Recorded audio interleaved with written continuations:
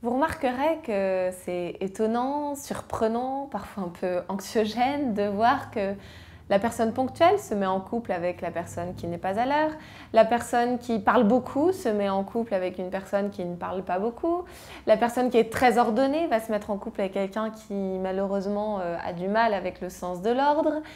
Souvent, on se retrouve avec cette personne qui a l'impression, on a l'impression avec le temps, qu'en fait, on ne partage pas les mêmes choses, on n'a pas les mêmes idéaux, le même sens de la façon de vivre la vie. Et pour autant, que se passe-t-il? Pourquoi on est attiré par cette personne qui, au bout d'un certain temps, va nous énerver?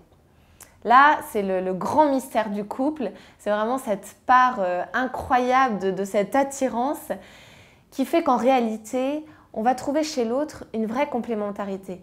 On va trouver chez l'autre une façon de nous être meilleur en fait, être arrivé à pouvoir nous sortir de nous pour aller à la rencontre de l'autre. On va chercher quelqu'un qui est différent de nous parce que dans cette complémentarité, on sent qu'on va pouvoir s'aider mutuellement, se faire grandir mutuellement, ce qui est quand même bien l'idée du couple. Simplement, là où au départ ça vous paraît facile, c'est même valorisant parce que vous voyez que vous complétez l'autre, que par votre différence, l'autre vous admire, vous êtes admirable et vous pouvez vous aussi aller admirer l'autre. En fait, au bout d'un moment, vous en avez un peu marre, vous vous dites j'aimerais bien que l'autre soit ponctuel comme moi, que l'autre soit ordonné comme moi, que l'autre parle un peu moins quand on est avec des amis, prenne un peu moins la place, soit plus discret, voilà. Vous voyez, plein de petites choses comme ça.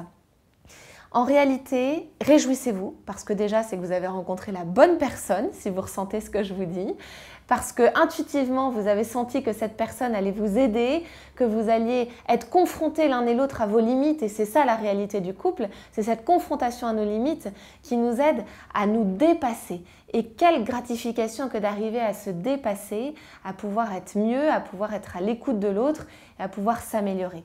Simplement, dans le quotidien, allez évidemment discuter sur ces différences. Allez voir comment vous accorder un maximum sur ces différences, non pas pour que l'autre devienne comme vous, parce que ça, je vous dis tout de suite, c'est vain, mais pour remarquer que l'autre fait un pas vers vous et que vous, principalement, vous faites un pas vers l'autre. C'est ça qui est essentiel. Pour pouvoir justement faire que cette différence devienne une occasion de pouvoir prouver à l'autre votre amour.